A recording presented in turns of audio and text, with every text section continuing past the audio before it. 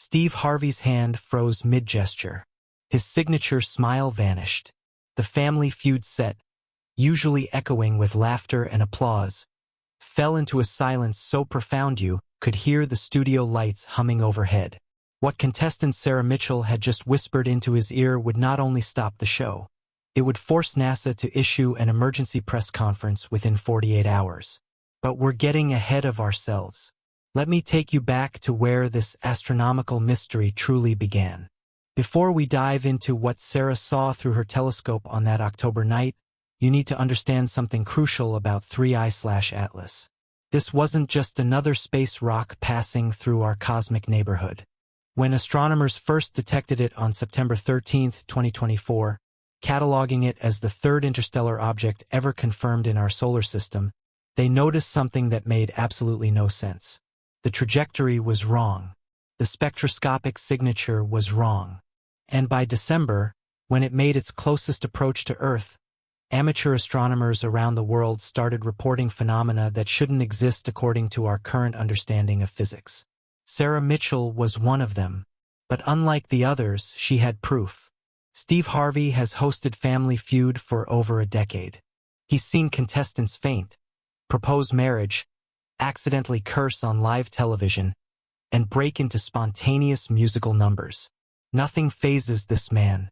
So when Sarah Mitchell walked onto that stage on March 15, 2025, Steve had no idea he was about to meet someone who would challenge everything he thought he knew about our place in the universe. The survey questions seemed innocent enough. Name something you might see through a telescope. Standard Family Feud fare. Stars. Planets. The moon. Maybe someone would say UFOs and get a laugh. Sarah rang in first.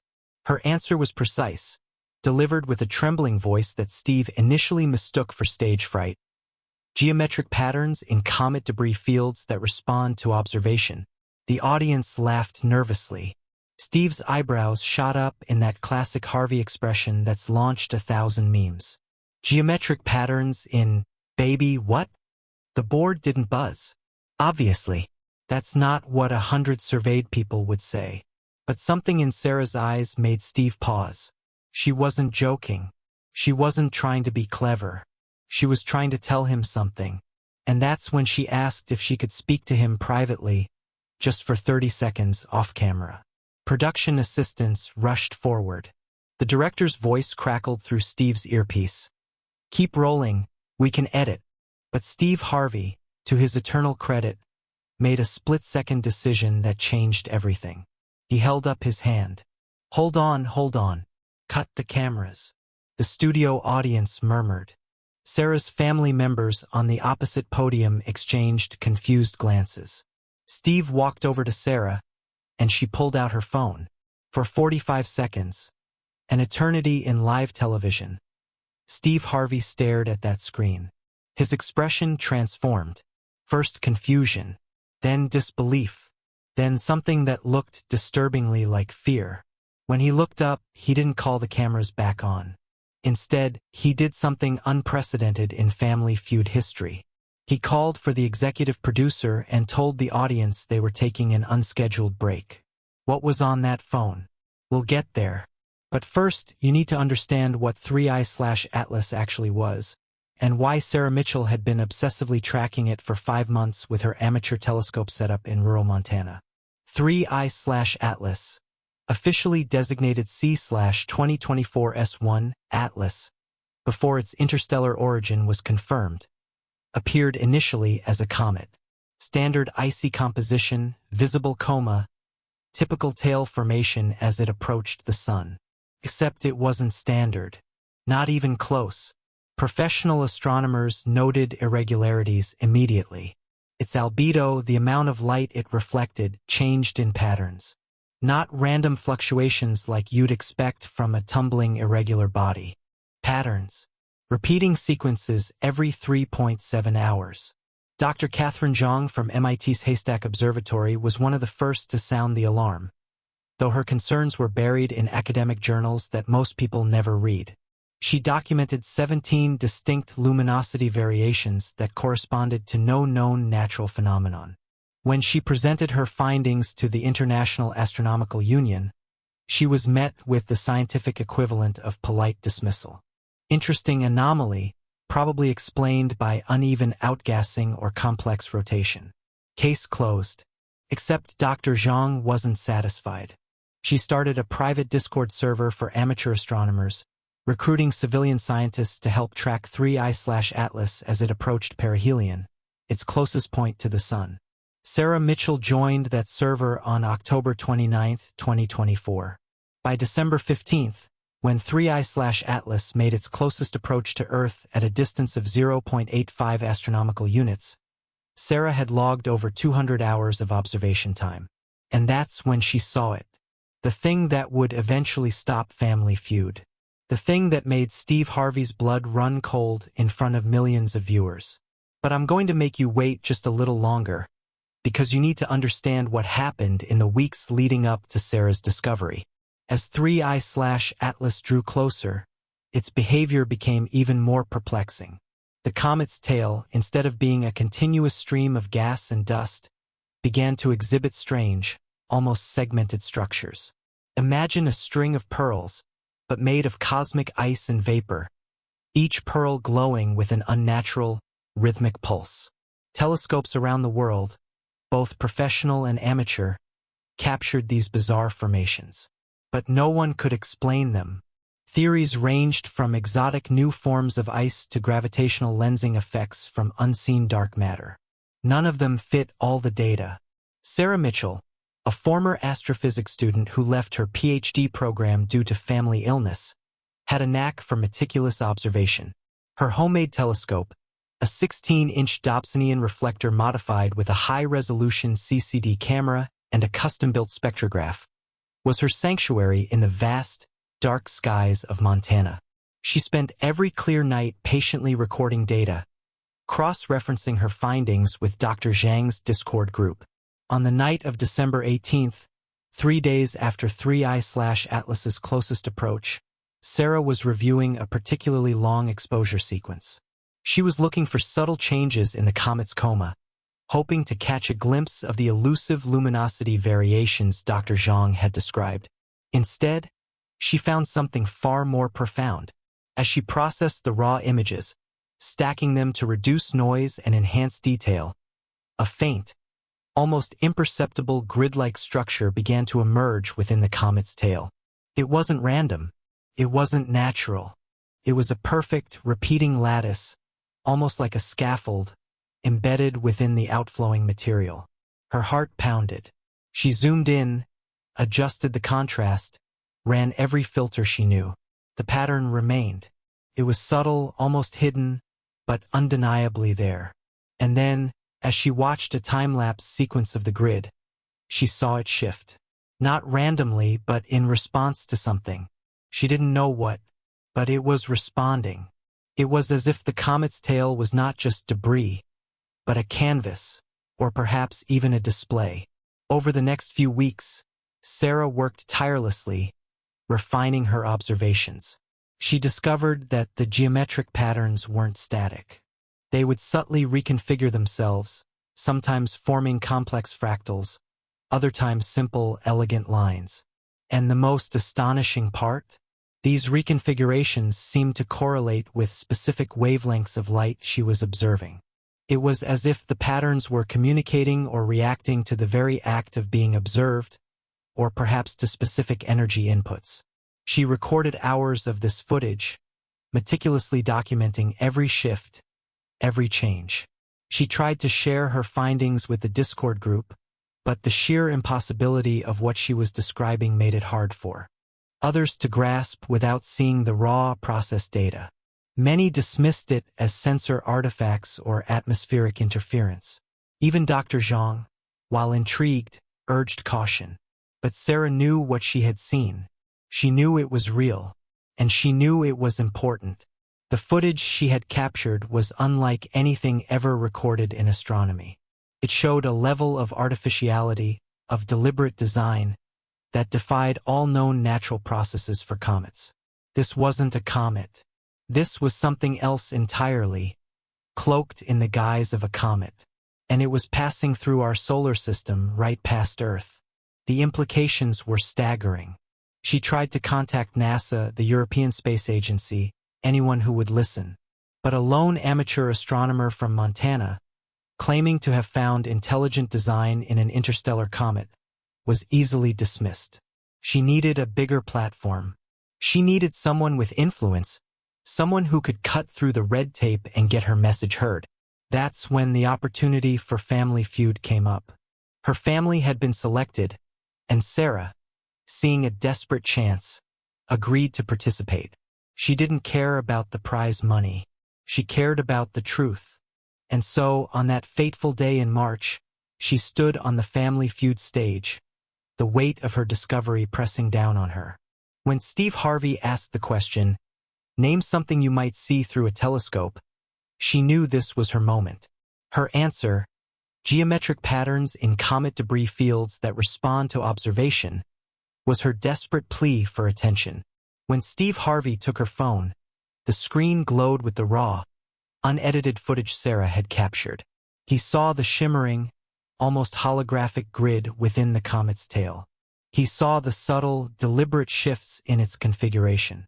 He saw the patterns form and reform, not randomly, but with an eerie precision. The footage was accompanied by Sarah's own voiceover, a calm, scientific narration explaining her methodology, her filters, her cross-referencing. She had even included a control video showing a known comet's tail under identical observation conditions, starkly highlighting the difference. Steve Harvey, a man of quick wit and even quicker reactions, was utterly speechless. The fear that flickered across his face wasn't for himself, but for the sheer, terrifying implications of what he was witnessing. This wasn't a prank. This wasn't a conspiracy theory. This was raw scientific data presented with undeniable clarity. He saw the truth in Sarah's eyes, and he saw the truth on her phone. He knew instinctively that this was bigger than Family Feud, bigger than television, bigger than anything he had ever encountered. That's why he cut the cameras. That's why he called for the executive producer. He wasn't just stopping a game show. He was stopping the world, if only for a moment, to process an unimaginable reality. The unscheduled break turned into an hour-long scramble. The executive producer, initially annoyed, quickly became as stunned as Steve. Sarah was ushered into a private room, her phone now connected to a larger monitor. Steve, the producer, and a few trusted crew members watched the footage again and again. The silence in that room was heavier than any silence on the set.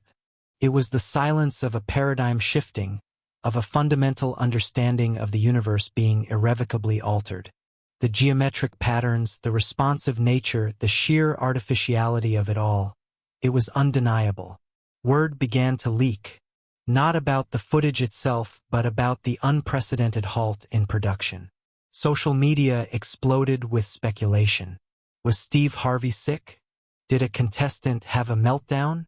The mystery only deepened when the show eventually resumed, with Steve Harvey looking visibly shaken, offering a vague explanation about technical difficulties, and rushing through the rest of the episode with uncharacteristic haste.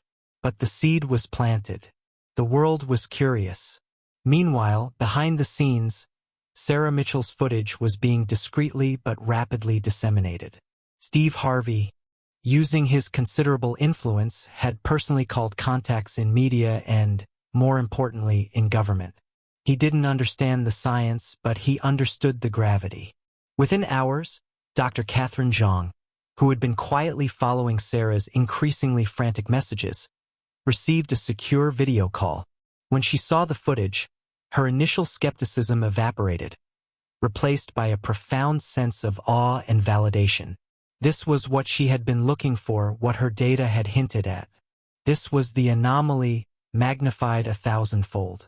Dr. Zhang immediately mobilized her network.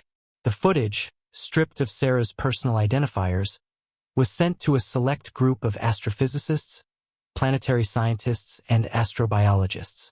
The response was uniform: shock, disbelief, and then a frantic scramble for verification. Independent analysis confirmed Sarah's processing techniques were sound. The patterns were real. The responsiveness was real. The implications were terrifyingly, exhilaratingly real. The scientific community was in an uproar, albeit a highly controlled, covert one. The data was too sensitive, too world-altering, to be released without careful consideration. But the pressure was mounting. The media was already sniffing around the Family Feud incident. The unusual behavior of 3I/Atlas had been a topic of discussion in niche scientific circles for months. Now, with Sarah's undeniable evidence, the dam was about to break. 48 hours after Steve Harvey stopped Family Feud, NASA held an emergency press conference. The world watched, captivated. Dr. Catherine Zhang stood at the podium, her face grim but resolute. Beside her, a stoic NASA administrator. They presented Sarah Mitchell's footage, carefully anonymized, to the world. The geometric patterns, shimmering and shifting within the comet's tail, filled screens globally. The administrator spoke in measured tones, confirming the authenticity of the data, acknowledging the unprecedented nature of the discovery. He explained that 3I/Atlas was not merely an interstellar comet. It was, in fact, an interstellar object that appeared to be cloaked or disguised as a comet. The geometric patterns were not natural formations but appeared to be a form of active, responsive technology. The term geometric patterns that respond to observation became the new mantra, echoing across news channels and social media. Scientists around the globe were speechless, grappling with the implications. The footage left them speechless because it presented irrefutable evidence of something beyond our current understanding, something that pointed to intelligence, design, and a presence from beyond our solar system. The implications for humanity were immediate and profound. We were not alone, and whatever they were, they had just flown right past us, perhaps observing us, perhaps simply passing through, their true nature hidden behind a cosmic veil. The discovery sparked a global conversation about our place in the universe, about the nature of life, and about the future of space exploration. Governments began to reevaluate their space programs, pouring resources into new initiatives aimed at understanding 3I/Atlas and, more broadly, the potential for interstellar contact. Sarah Mitchell, the quiet amateur astronomer from Montana, became an overnight sensation, though she largely shied away from the spotlight, preferring to continue her observations. Her footage, initially dismissed, had become the most important astronomical discovery of the century. It had forced humanity to confront a truth that had long been speculated but never proven. The universe was vast, and it was inhabited. And sometimes, the most profound truths are revealed not by multi-billion-dollar observatories, but by a dedicated individual with a homemade telescope and an unwavering curiosity. The mystery of 3I/Atlas, however, was far from over. The object was now receding, moving back out into the vastness of interstellar space. What was its purpose? Where was it going? And what did those geometric patterns truly mean? Were they a form of communication, a warning, a display of power, or simply the incidental byproduct of an advanced propulsion system? These questions lingered, haunting the minds of scientists and laypeople alike. The world had changed in an instant, all because of a contestant on a game show, a secret whispered to Steve Harvey, and the undeniable truth captured through a telescope. The silence on the Family Feud set that day was not just the end of a game. It was the beginning of a new chapter for all of humanity. A chapter filled with wonder, uncertainty, and the thrilling, terrifying prospect of the unknown. The footage, now known simply as the Mitchell footage, became a cornerstone of astrobiological research, a constant reminder that the universe held secrets far grander than we could ever imagine, waiting to be discovered by those brave enough to look closely. And Steve Harvey, the unlikely catalyst, found himself forever linked to the moment humanity truly looked up and saw.